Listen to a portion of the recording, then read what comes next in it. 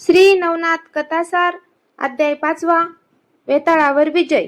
या अध्यायाचे नित्य पठण केल्याने कुठल्याही प्रकारची भूतबाधा किंवा पिशाच बाधा होणार नाही आणि वाचकास कुठल्याही बाधेचं भय राहणार नाही।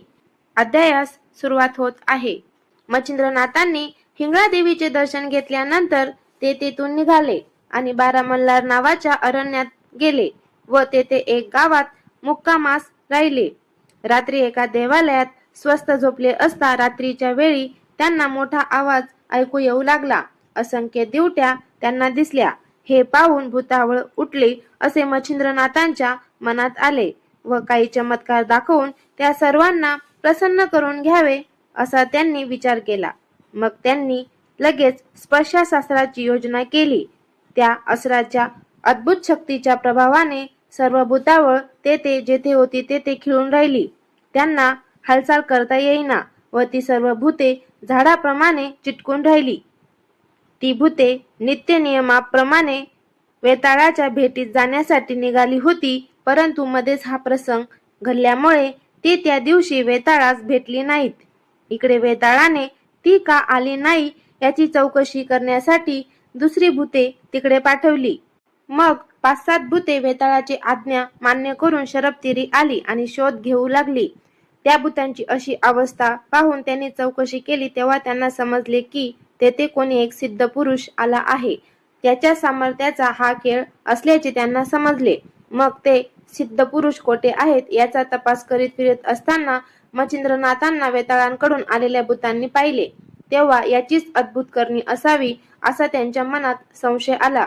मग त्या भूतांनी मच्छिंद्रनाथांजवळ जाऊन त्यांची प्रार्थना केली की स्वामी, ही भूते पतित आहेत, यांची मुक्तता करावी, म्हणजे ती गरीब बिचारी भूते आपापल्या कामकाजात जातील।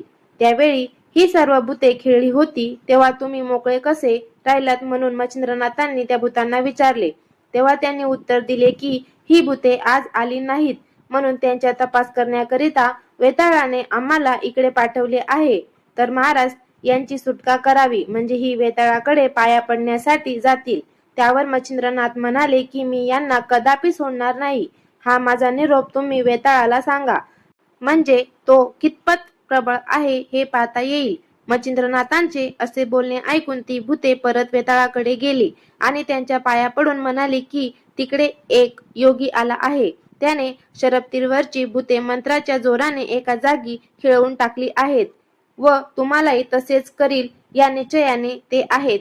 हे ऐकताच वेताळाला भयंकर राग आला आणि त्याने सर्व देशातील भूतावळ आणण्यासाठी जासूत पाठवले। त्याप्रमाणे सर्वांनी येऊन वेताळास नमस्कार केला आणि वेताळाने सर्व मजकूर त्या बाकी भूतांना कळविला। मग सर्वजण आपापल्या फौजेनिशी शरबतीरी येऊन दाखल झाले व तेथे भयंकर भूतचेष्टा करून दाखवू लागले। हे मच्छिंद्रनाथाने पाहून भस्म मंत्रून ठेवले व त्यांचा प्रताप किती आहे हे पाहण्यासाठी काही वेळ ते असेच उभे राहिले। पुढे त्यांनी वज्रस्त्र मंत्र जपून सभोवती एक रेघ ओढली व वज्रशक्ती मस्तकावर धरली। त्यामुळे भूतांना त्यांच्या जवळ जाता आले नाही। भूतांच्या राजांनी झाडे डोंगर नाथांवर टाकले, परंतु त्यांचे काही चालले नाही। त्यांनी आपल्याकडून सर्व शस्त्रे अस्त्रे सोडून इलाज केले, परंतु मच्छिंद्रनाथांपुढे ते दुर्बळ ठरले। शेवटी मच्छिंद्रनाथांनी स्पर्शास्त्र योजून सर्व भूतांना एकदम खिळवून टाकले।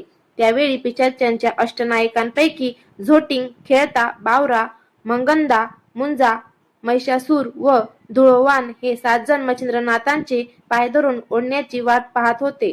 पण तितक्यात नाथांनी चपळाईने वज्रास्त्र सिद्ध करून ते सर्व दिशांकडे संरक्षणासाठी ठेवले आणि धान्वास्त्र सिद्ध करून मृदू, कुमंक, मरु, मलिमल, मुचकुंद, त्रिकूर, बळजेटी हे 7 दानव निर्माण केले। मग 7 दानव व 7 भूतनायक यांची चढाओढ लागली। एक दिवसभर त्यांचे युद्ध चालले होते। मग दानवांनी त्यांना जेरीस आणून ते अदृश्य झाले। शेवटी मच्छिंद्रनाथांनी वासवशक्ती सोडून वेताळास मूर्छित केले। त्यांची अगदी प्राण जाण्याची वेळ आली होती, तेव्हा निरुपाय होऊन त्याने स्वाभिमान सोडून मच्छिंद्रनाथांना शरण जाऊन प्राण वाचवला। त्यानंतर वेताळासह सर्व भूतनायकांनी मच्छिंद्रनाथांची प्रार्थना केली की आमच्या मरणाने तुम्हाला काय लाभ होणार आहे। जर तुम्ही आमचे प्राण वाचविले तर जगात आम्ही तुमची कीर्ती गाऊ व तुम्ही जसे सांगशाल ते काम करू. यमाजवळ यमदूत आहेत, विष्णूजवळ विष्णुदूत आहेत. त्याचप्रमाणे आम्ही सगळे पिशाच फौजेसहित तुमच्याजवळ राहून हुकूम मानू. हे वचन जर आम्ही असत्य करू तर आमचे सर्व पूर्वज नरकात जातील. अशी भूतांनी दिनवाणीची केलेली प्रार्थना ऐकून मच्छिंद्रनाथांनी सांगितले की शाबरी विद्येवर माझे कवित्व आहे. याकरिता जो मंत्र ज्या प्रकरणाचा असेल त्याप्रमाणे तुम्ही वागून मंत्राबरोबर हुकूम कार्य सिद्ध होण्यासाठी तुम्ही मंत्र जपणाऱ्याला सहाय्य करावे. तसेच मंत्र जपून पाठ करणाऱ्यासहित मंत्र सफल झाला पाहिजे. हे सर्व मच्छिंद्रनाथांचे म्हणणे सर्वांनी संतोषाने कबूल केले. तसेच त्यांचे भक्ष्य कोणते हे सर्व सांगून आणि मंत्रांच्या सिद्धतेची वेळ ग्रहणामधली कायम केली. याचप्रमाणे मच्छिंद्रनाथांनी सर्व प्रकारच्या लागणाऱ्या कबुली वेताळांकडनं करून घेतल्या.